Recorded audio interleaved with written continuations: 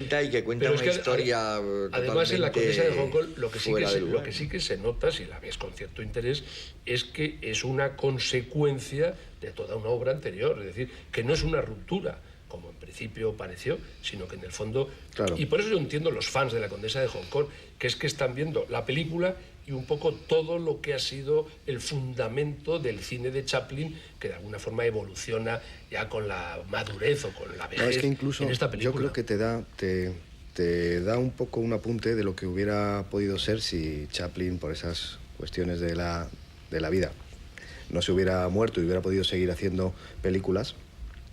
¿Por dónde hubiera podido ir su camino? Es decir, sería un camino que, sin abandonar realmente del todo su origen y su mudez, la mudez de sus películas, o sea, que tenía terreno por delante. O sea, si Chaplin hubiera hecho 10 o 12 películas, probablemente esta película tendría mucho que ver en ese camino. No lo sé. En ese sentido del cambio del mudo al sonoro, su película Los Luces de la Ciudad, que es una película muda pero sonorizada, es a mí me parece una película hermosa, en que es una especie de síntesis de lo que es el paso del mudo al sonoro. Pero que es sonorizada, pero no tiene diálogo. Por eso. Después, la siguiente, muda, que es 5 años después, que es Tiempos Modernos, tampoco tiene prácticamente ningún diálogo. Y de repente, la primera película de verdad sonora de Chaplin es El Gran Dictador, que esa tiene muchísimo diálogo y con unos discursos absolutamente fantásticos. Los discursos finales Entonces, aquí lo que es curioso es que estamos pensando mucho en lo de la estética del mudo, pero tiene unos diálogos estupendos y divertidísimos. Y hablan muchísimo, además. O sea, es una película que lo que pasa es que sigue teniendo el mismo planteamiento visual de una película muda. Tiene el mismo procedimiento narrativo de una película muda. Porque usamos mal lo de mudo, es que completamente sonora. No, y dice, es que la narración no es verbal. La narración es puramente visual. Exacto, el hecho de que suenen... Es lo mismo que puedes decir de Hitchcock, que evidentemente era muy sonoro, pero que la narración básicamente está ocurriendo a partir de lo que puedes ver.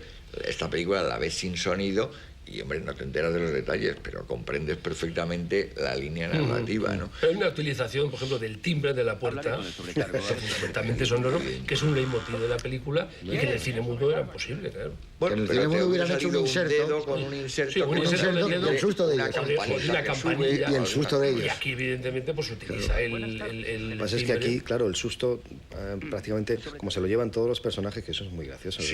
Todos. Eso es como se contagia. No, es un leitmotiv que se reitera en la película y al final yo creo que se asustan del timbre cuando ya no tienen ni hay en un momento que le pregunta a Brando, a Sidney Chaplin, le pregunta al personaje del amigo y dice, no, pero tú ¿por qué te escondes? Porque al final se esconde todo el mundo. Sonar el timbre, todos tienen algo que ocultar. Además, la observación psicológica son contagiosas, como cuando alguien te susurra, te pones tú a susurrar también. Hablan bajito y hablan bajito, pero eso lo hace muy bien.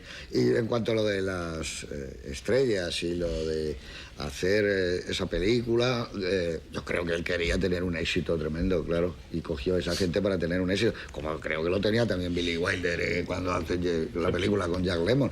Ahora, ¿qué ocurre? Pues ocurre que algo cambia, y eso le ha pasado a todos, le ha pasado a John Ford, le ha pasado a Hitchcock. Las dos últimas películas de Hitchcock no fueron ya bien fíjate, lo que eran de esperada una película de Hitchcock para todo el mundo. A mí me gustan horrores las últimas películas de Hitchcock. Me pasa lo mismo que con La Condesa de Hong Kong. Incluso hay algunas películas tachadas en esa época, claro, era una época muy, muy difícil. Tú dices lo de mayo del 68. La película esta que hace él con todo el mundo de Cuba. Topaz. Bueno, a mí me parece maravillosa esa película, pero maravillosa. De las mejores, a mí de las mejores. Pero... ¿A ti también te gusta esa? Sí. Bueno, pues, en un mundo como el que se estaba viviendo, imagínate llevar eso a Pésaro o una cosa de ese tipo. Claro, no iba a Pésaro, y a lo mejor en Pésaro todavía lo hubieran apreciado.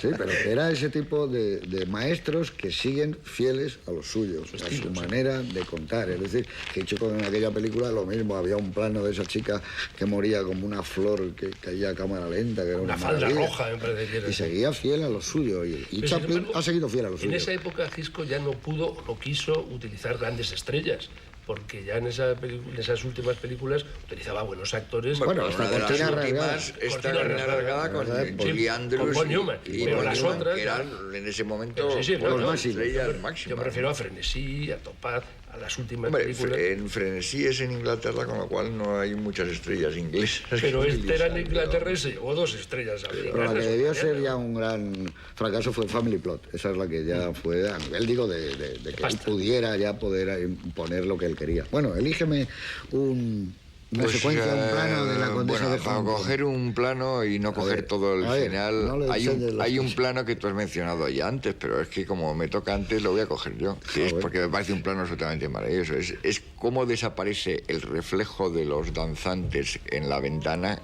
y es sustituido por la iluminación del barco que cruza. Me parece un momento absolutamente fantástico. Preparación de ese otro momento en el que notamos que ella ha visto el reflejo antes de que llegue él y se vuelve y ve que él ha vuelto. Yo creo que es uno de esos momentos en los que se ve el lado más romántico de la película, y es esa síntesis en un solo plano, en un instante, de varios planos en realidad. Sí, es verdad. A ver, para ti. Yo, hombre, por razones un poco sentimentales, reconozco que me produce cierta emoción el plano en que suena el timbre, se abre la puerta y aparece Chaplin. Es un venerable anciano. Y ese momento es un momento de ver a Chaplin detrás de la puerta, haciendo del maître del hotel. A mí, siempre que veo la película, me produce una cierta emoción, quizás debido a la admiración que yo tengo por ese hombre. Y no cabe duda que en una película en que no está Chaplin, cuando aparece Chaplin, para mí sube, por lo menos sube mi emoción de forma muy notable. O sea que tú eres de los que voy a apuntarte aquí como yo, que te gusta enormemente Candilejas. Claro, pero y además tienes el Chaplin, ¿eh? Bueno, es que Candilejas es todo. Eso es una maravilla. Es un gran melodrama y encima está Chaplin. ¿Y para ti, señor Marchante? Pues mira, a mí hay un momento de la película que me parece extrañísimo, casi ajeno a la película, lo menciono por curiosidad, no es el que más, que es Marlon Brando atravesando la cubierta mientras hay una especie de tormenta. Él va atravesando el aire con el gorro, que justo es antes de entrar a la habitación y quedarse en la calma, esa calma que va después de esa especie de tormenta. Y es un plano que me entusiasma por una cosa rara, y es que me recuerda a los tebeos de Tintín.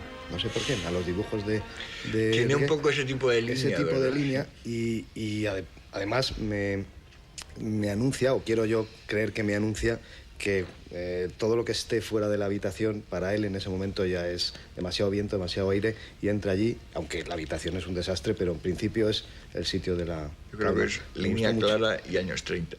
Sí, es verdad. Pero lo que sí es verdad es que esa habitación o esa suite del camarote donde está este hombre, que puede ser hasta secretario de Estado, como nos dicen al principio, acaba siendo un mundo tan personal y tan particular de ellos, donde se supone que han estado en una cama, en otra cama, en el sofá, el cuarto de baño, que han ido compartiéndolo todo, ¿no? Y a mí hay un plano de la película que me gusta mucho, que son estas 3 chicas, los 3 títulos, condesas, marquesas y tal, que lo tienen tan claro.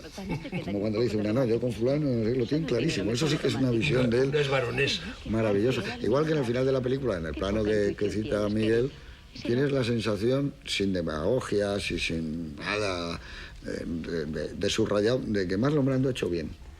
Pero sin decir, bueno, hay que ver, ha tirado su carrera por la borda, y dice, no, ha hecho bien. De una manera como muy tranquila, ¿verdad? Luego está muy sencilla. La Condesa 2 hubiera... No, pero No lo sobre remarca. todo, No hay ninguna duda acerca de Pero eso. sobre todo después de Por que has tanto, visto, no hay que remacharlo. después de que has visto a su legítima, uno no tiene la menor duda de que ha hecho muy bien en dejarla en el Sí, baño. pero te han mostrado Tipi como un Hedren. tipo que querría ser secretario de Estado y le Sí, chincha pero, que no le joder, nombran, pero... Entre su legítima, que es un coñazo, y Sofía Loren, que es toda la capacidad de aventura, no hay duda. Es mentira que una acuérdate mujer tan guapa como Tippi Hedren, y con esa personalidad y esa elegancia, dé en pantalla siempre con esa especie de tensión. No, aquí es de- intencionadamente, claro. Acuérdate que Melanie no Daniels quisiera. no estaba tan mal en Pero los nunca pájaros, ¿eh? estuvo simpática en ninguna. Nunca ha sido, Hitchcock, hombre, ¿eh? una chica simpática nunca ha sido. No. No digo como actriz, no Estamos como hablando de persona. la suegra de Antonio Y además siempre la Banderas. peinaban, y claro, el maquillaje de la época, que es donde ella fue estrella, los maquillajes iban en contra de ella, porque era una cosa terrible. Ahora, Los primeros fíjate planos tú, eran ahora terribles. mismo así, Siempre tenía pinta de cuida. a bote pronto ha trabajado en Los Pájaros, ha hecho la otra que hizo Marnie y La Condesa de Hong Kong. O sea, pero que 3 películas. Una filmografía notable. Y se ha convertido en una estrella pero además 3 películas todas de la misma época, porque son del 64, 65, 66, y todas siempre con esos peinados tan elaborados. Montando a caballo con esos peinados. Y que cantan en tanto ahora. Yo creo que eso Marnie es una maravilla. venía Marnie, con ella adoro. ya.